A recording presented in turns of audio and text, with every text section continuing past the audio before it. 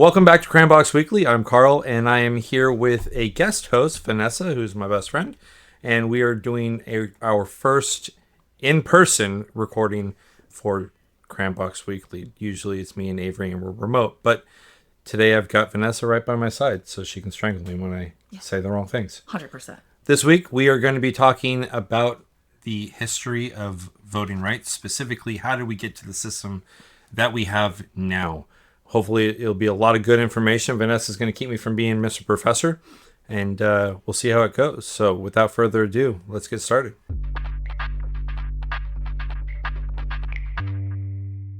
How did we get to the system that we're at now? It's kind of a funny story, right? The system we have now is what we call, or what is known as, the Australian voting system. Okay. So, it was first spearheaded in Australia because two of the colonies felt that it was important that they had the ability to vote privately, so they didn't have to tell anyone who they were voting for, and it helped keep the vote secure. We adopted that as a nation because before that we were doing things like having the parties, the political parties themselves, would they would print their ballot on newspapers or in their own newspapers. Right. And so, like, we talk about this thing where newspapers are so biased. In our history, newspapers have traditionally been aligned to a political party.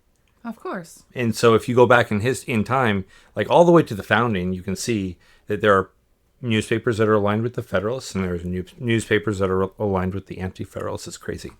But anyways, these ballots were colored, right? So they had like red and blue and different colors. And they were huge. You couldn't conceal them. And back then, it was a symbol of pride that you would go out and make it known who you were voting for. Problem is that your boss was there, your landlord was there, your sheriff was there, and if you voted in a way that they didn't like, you lost your job, you lost your house, and you found yourself in jail. So that's why we got to the system that we have now. Oh, that makes sense. I couldn't imagine in today's age actually walking around with the ballot color that you were going to vote for, especially with the way that the world is today. It'd be terrible. Right? Like, imagine being here and walking to the polling place with the Democrat ballot ticket. No. But back then, it was also one of those things where, like, you voted for your party. If you voted party line, which kind of continues to rear its head nowadays. Like, I'm a Republican, so when I go into the voting booth, I'm going to mark off all Republican because that's what I do. And even those cards have changed over time. Like, when the first government issued cards came out, it was Republican Party candidates, Democrat Party candidates, and then any other candidates. Nowadays, it's your candidate for mayor. And it has all those listed, right? Funny story, true story. When we started adopting the secret ballot, the Australian system, what happened is that the North went for it because the people in the North didn't want their factory bosses knowing who they were voting for. The South went for it because it meant that it was a de facto literacy test. Because if you couldn't read the ballot, then you couldn't vote. So the South was all about it because African Americans who had been freed couldn't read. And so it was a test. Wow. So it brought our country together in choosing a system, but for different reasons.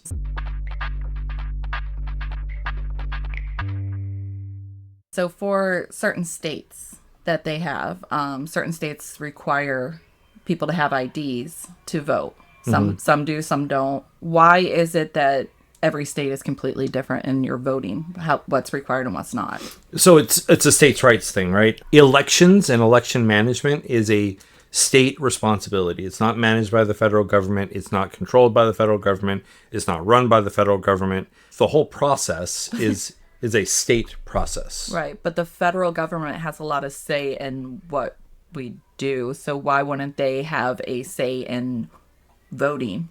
Like, if we have all these amendments to grant us rights to vote, why would the federal government leave it up to the states? So you kind of got to go back into our history and the fact that when we were first founded, we were a nation of nations. Each colony was its own little tiny country, and they came together in order to align against a common enemy, which was Great Britain.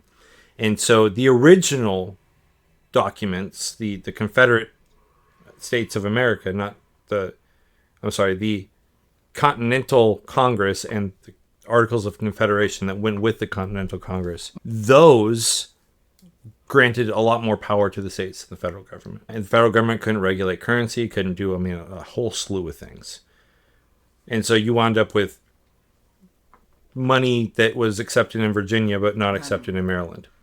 Getting into professor mode. I'm sorry. So getting back to your question, the reason that the federal government doesn't have its hands in it is because of that state process. Okay. When we created the Constitution, or our founders created the Constitution, they created the Constitution in a manner that was equally supportive of a strong centralized federal government, but also recognized the importance of a decentralized state process.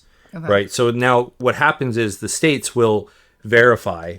They're responsible for verifying the votes. They're responsible for how you're going to vote. They're responsible for ensuring that the vote count happens, right? Which it hurts us, right? So if you look at like North Carolina, where we live, North Carolina has an elections board, and that elections board is 50% Democrat, 50% Republican. If you are not Republican or Democrat, you have to go get petitions filled out with X number of signatures as a certain percentage of the overall voters in your district, wherever you're running. You have to then submit that application to the Board of Elections, so the Board of Elections can approve you to be put on the ballot.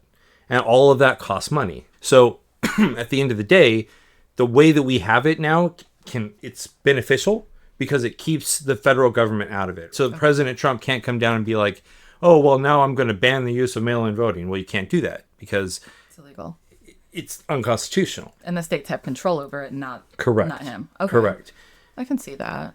No, I mean, he can be like, we're not going to give you money until you get rid of that. There's ways around. I mean, people will find any way to absolutely manipulate things. Yeah. So why is it like, so how do these other states then that aren't requiring an ID? Like, how do I make sure that, say that Joe down the street, I know he never votes, therefore I'm going to take his ballot. I'm going to say, hey, I'm Joe. I live at X, Y, and Z on this street. I'd like to vote. If I'm not having to show ID and I'm not having to show like proof of residency or like anything like that, how do they verify I am Joe? It depends on the state. Okay. The most used method for validating who can vote and who cannot vote is through the application of signature verification, right? Mm-hmm. So if your signature matches the signature that they have on file, you're gravy train. But if your signature doesn't match, then they're going to mark it as a provisional ballot, put it on hold, contact you to make sure that you were the one that was voting. Okay. So there are measures that everyone has in place. It's different by state, right? When I lived in California, my first time I ever voted was I voted for McCain. Yeah, I voted for McCain. That was my first. That was a while ago. Very long time ago. Way to date us. First time I voted was for McCain. Second time I voted was for Obama, which is weird because I voted against him and for him. Long story short, in California, they required IDs. Okay. And then as a recruiter, when I went back there, they required IDs. And at that time, I voted for the third-party candidate because I didn't want to vote for either Trump or... Was it Hillary? Hillary, yeah. Hillary. There was no way I was voting for Hillary. No. But... You didn't want to vote for Kanye? Wasn't he running that time? He was running that time. Yeah, absolutely. That's crazy. Absolutely. What's interesting is I don't remember the candidate that I vote for. He was libertarian guy. Gotcha. Yeah, the guy before Jill Stein. He made a very good impression. Stein? No, it wasn't. Whoever the... I can't remember. Like that's the thing about these third-party candidates is you don't remember them. You don't remember them. Not in the...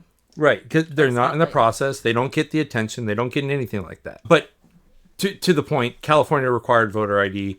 North Carolina requires voter ID. Which, I mean, there is an argument to be made that voter ID laws are systemically not racist, discriminating. Right, they're systemically discriminatory in nature.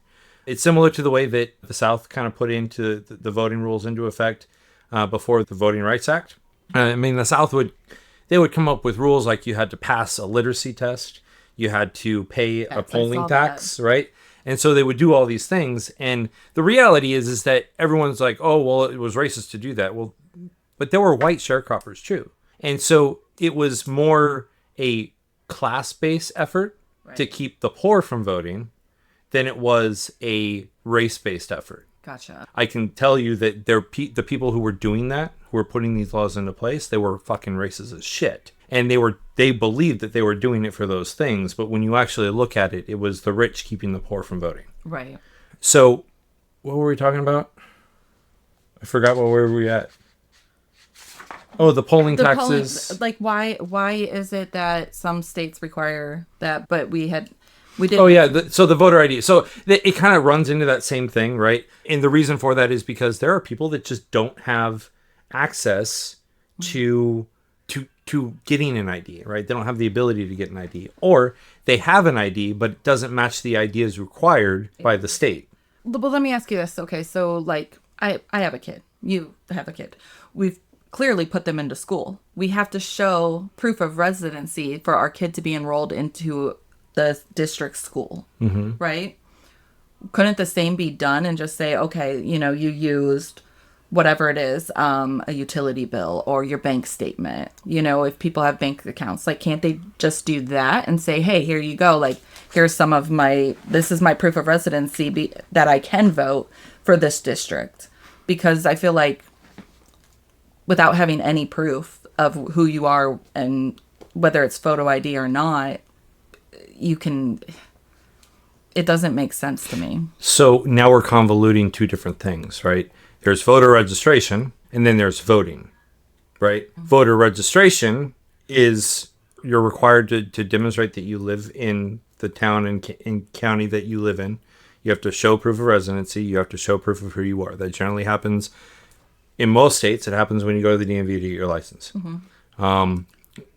I saw that they call it the motor voting. Right. Yeah. I mean, there's so many different ways to get registered, but they all require you to demonstrate that you live where you live, right? That's registration, which is different from voting itself. Okay. Right? So when you go to vote, most states are starting to implement those voter ID laws. I forgot how many. I think it was like 25 now we're up to.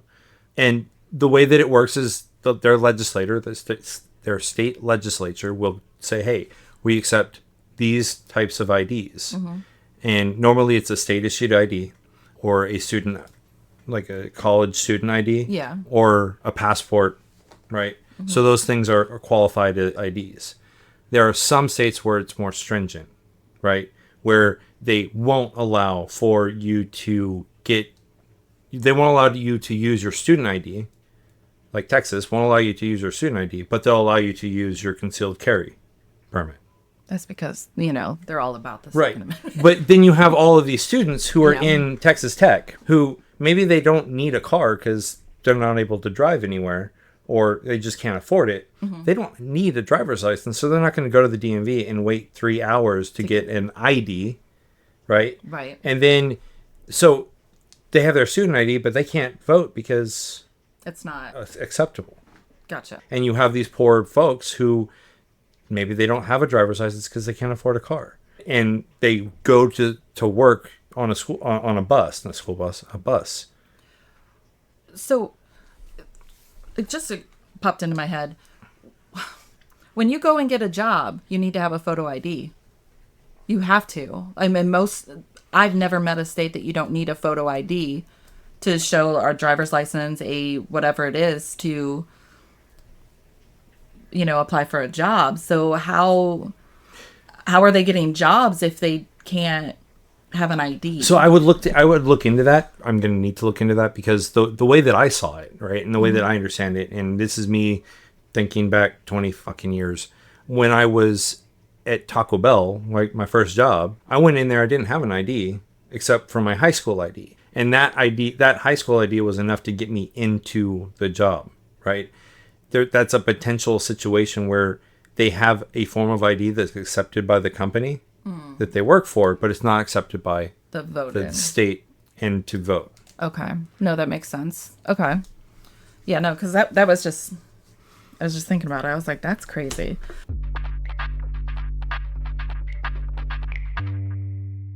I've lived in multiple states. I've lived in Ohio, I've lived in Hawaii, California, North Carolina, like all over. I'll be honest, I only voted in 2 elections my entire life. Partway because to me, it just wasn't important. Which I know that's cringy to you because you are so about get out there and vote and learn and everything. But I just felt like I wasn't educated enough to make that decision. I didn't know any of the candidates. I didn't really invest my time to learn them. I did see when I was looking up for the voters things is that they used to have, or even now, it's if you're not competent enough. Who judges who's competent enough to cast a vote? The poll workers. Okay. So that's why you have people there, right? So when you go into a polling place, you have to go up to a person who's sitting at the desk, right? And you say, hey, I'm here to vote. And then the poll worker will verify that you are who you say you are. We're talking about North Carolina right now, right? So I'm not talking about California, and we'll get there. But the poll workers kind of see how you are. If you're stumbling, they're probably going to tell you to get out. But if you're of sound mind and body, able to walk in, it's to their discretion, basically. Right. Yeah. Okay, so what happens with like someone who's autistic? They are very awkward in social settings. So if they come in and they're having their anxiety moment and everything, how are they going to be deemed not able to vote because they have autism when they're actually, if they're functioning autistic, they're going to... The short answer to that question is, in a world where we don't have mail-in voting, the autistic people will more than likely be disallowed from voting and deemed unqualified, because some autistic folks have like you said, an inability to be around people, whereas other autistic people are high performing, right? Or high functioning. High functioning. And so at the end of the day, the way that would work is that most autistic people apply for a mail-in voting ballot, and they'll usually get approved. Okay. And it's just you go through, you say, hey, this is why I'm physically incapable of getting to the place, and they'll mail you the ballot. States like California, right? That's all mail-in. California doesn't have the polling places anymore. In order to vote in California, you have to get your mail-in ballot. And it reduces or eliminates that what happens if... What if Joe down the street, right? Somebody did a mail-in ballot for Joe. They contact Joe and they say, hey, did you do this? And he's like, yeah, but, it's me. I signed it, everything. But John told me I had to do this. Otherwise, there was going to be this consequences to it. What happens at that point? Would his ballot be considered null and void?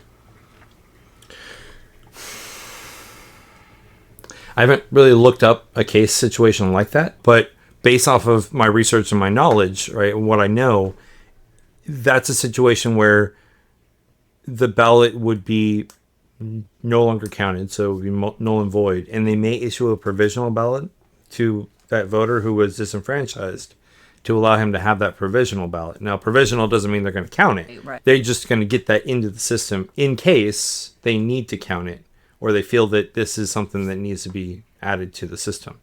But it's really hard to find like the perfect solution. There is no one size fits all solution. California went to mail-in just because they wanted to make it easier on its population. Right? I mean, we all have phones. Why not vote on our phones, right? Why not vote in a way that is more comfortable for us? And what happened when California did those mail-in voting or changed mail-in voting is that voter participation increased. Because here's the thing. When you look at Georgia, right? Georgia is eliminating polling places. They are eliminating the drop boxes, and they are making it harder for voters to get their vote in on time. Because they're eliminating the polling places, and they're eliminating these polling places in major populated cities like Atlanta, now you're looking at 2, 3, 4 hour wait just to vote. People will line up 2, 3, 4 hours on Thanksgiving night to wait to go in to get a good deal on Black Friday, but they're not going to want to wait to vote. And most people can't wait to vote because they work, Right. Right? I'm not waiting 3 hours. And then, no. So, like, and the reason that they're doing this is for security purposes, right? But when you actually dig into it, you see that these procedures actually hamper and hinder the ability to ensure that the voter base votes. Georgia even passed a law where it's illegal to bring water to voters who are in line. What? Why is that? Because you're like, if you're a candidate person, you're... Yep. Huh. But what if you're just a very nice person and Well, you're just standing there with a cooler and you're not Republican, Democrat, or independent? You are just illegal. That's crazy. Yeah. That's really stupid, honestly. Wow. Yep. But I guess they don't want it to be like, oh, well, they gave me water, so I feel obligated to Right. vote for them. And so that's the thing, right? If you look at, again, going back to the history, right? George Washington, when he was before the Revolutionary War, he ran for governor of Virginia, or maybe it was some position of power within the political spectrum. And what he did is he brought everyone who was going to vote to his house and gave them an amazing meal the night before, and then afterwards paid for all the drinks all around, because they would go vote and then go to the bar, and George Washington would pay them. So George Washington bought his position because he was just like, hey, do this for me, right? Fast forward to today, and now we can't even bring people water. So it's like... Such extremes. It happened over time, right? It Yeah. did. But at the end of the day, it is extremes. It's too much. Yeah. And it's all done with... It's all of these things that are happening that have gotten us to the point where we are, have happened because... Of something else. Of something else that has happened. So it's an attempt to fix a problem. It's kind of like all those caution things that are on, like, you know, you order a hot coffee and they're like, caution, maybe hot. It's a hot tea. I know it's going to be hot. But it's because of something that came down the line and whatever. People just, for whatever reason, cannot figure out that it's hot. And someone needs to tell me it's hot, even though I ordered hot. Well, I love that. I don't want to go on a tangent on this, but I love that story because her coffee or tea was like boiling hot. Yeah, it was very hot. And she got 2nd and 3rd degree burns from it. Yeah. So, I mean, like it was more hotter than it should have been. Right. But it's still, like, there's... Yes, I understood that story because that was a crazy one. But water is not... I got to be honest, water's not going to make me determine who I'm going to vote for or not. I just think that... And generally, people that go vote, that are in line, they know who they're voting for. Right. They're not going to make a decision as soon as they walk through the door. Right. Or there's those people outside and they're like, hey, have you figured out who you're voting for? It's like, yeah, I'm good. Like, Yeah. I can't stand that. Last year, the mayor sat outside the polling place. I was like, you can't be here. Like, The one little kid that I was telling you about, he just finished high school or was in college or whatever. yeah, that one, yeah. He was outside where I went to go vote, and I was like, that's weird. Like, I don't want to see a candidate, like, you know, have somebody representing them or whatever, or like, hey, let me pass this out, but not the actual candidate. So they actually generally do, right? And, well, I guess this is getting away from the topic at hand. But they do, right? What they will do is the campaigns will send representatives out to each of the polling places. Nowadays, it's more to watch the polling places and make sure that the votes are counted equally and fairly. But it's also part of the process. They're not supposed to talk to you inside of the polling place about politics and about who you're going to vote for. But you can outside. 500 feet. That's so ridiculous. That's absolutely absurd. That's kind of how we got to where we are. Yeah. Right. I think it's a smart system that we have. It definitely has flaws, but I don't think there's a foolproof way to do anything because there's always going to be somebody that feels like they're discriminated against because they can't hit and get to vote because they don't have an ID, or, you know, I'm young, I'm 18, I just, you know, I live with my parents, I don't have a utility bill in my name, you know, I've never had to go to school, I've never had to go to work because my parents, so why do I have a driver's license? Or I live in New York City, I can take the subway, or whatever it is. It's kind of like, there's never a foolproof plan, and I think in the grand scheme of things that no matter what, we're always going to offend somebody doing it the way that we are, and if we change it, we're going to offend another person. Right. And I'm not against voter ID. I'm not, right? If you're going to go to vote, you better be able to prove you are who you are. I am against making highly restrictive voter ID laws that make it damn near impossible to make sure that you've got the right ID to go in. So like I would be in favor of saying, hey, you must have a valid, up-to-date photographic identification, period. It has to be your picture and your name, Yep. period. And if it's your picture and your name and the poll workers see that and even have your signature on it so that they can compare signatures, all of a sudden now you've got everyone can get through.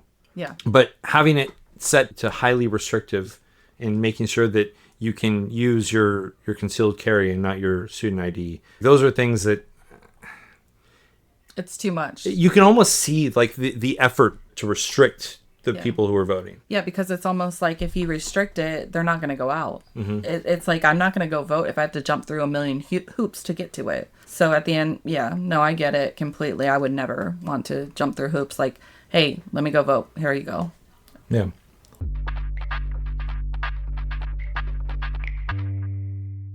That's all we got for this week, folks. Vanessa, thank you very much for being here this week. Next week, we will be talking about the 15th, 19th, 26th, and 24th Amendments, as well as the Voting Rights Act, and how that has impacted how we vote today and how our rights have been supported, protected, and degraded by those actions. So stay tuned, and hopefully we'll see you next week. Thank you.